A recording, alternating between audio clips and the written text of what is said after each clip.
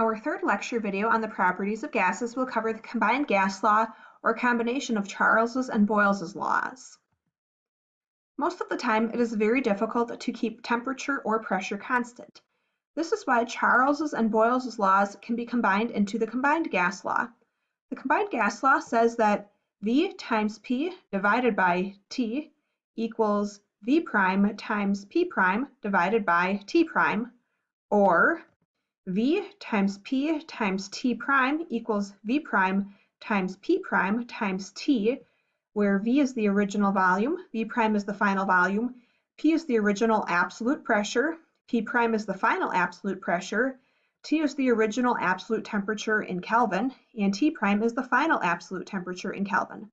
Again, just like with Charles's and Boyle's laws individually, we need the absolute pressure and the absolute temperature. Let's take a look at a combined gas law calculation. We have 2.30 cubic meters of a gas at 3.00 degrees Celsius at 185 kPa absolute. What is the pressure if its volume is changed to 4.20 cubic meters at 27.0 degrees Celsius? First, let's write down all of our data, making sure we have the absolute pressure and absolute temperature. The original volume, V, is 2.30 cubic meters. The new volume, V prime, is 4.20 cubic meters. The original pressure, P, is 185 kPa absolute, so we don't need to do anything with this pressure. The final pressure, P prime, is what we are trying to find. The original temperature, T, is 3.00 degrees Celsius.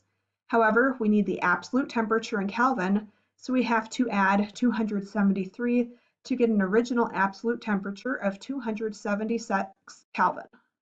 The new temperature, T prime, is 27.0 degrees Celsius, but again, we need the absolute temperature, so after adding 273, we see the new absolute temperature is 300 Kelvin.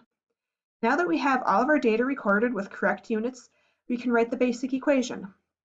The combined gas law says that V prime times P prime times T equals V times P times T prime.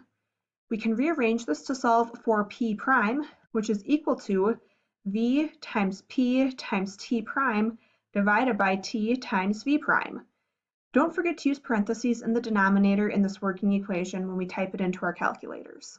Substituting, we see that P prime equals 2.30 cubic meters times 185 kPa times 300 Kelvin divided by 276 Kelvin times 4.20 cubic meters. Calculating, we should end up with a new absolute pressure of 110 kPa. This concludes our discussion of the combined gas law and of the properties of gases.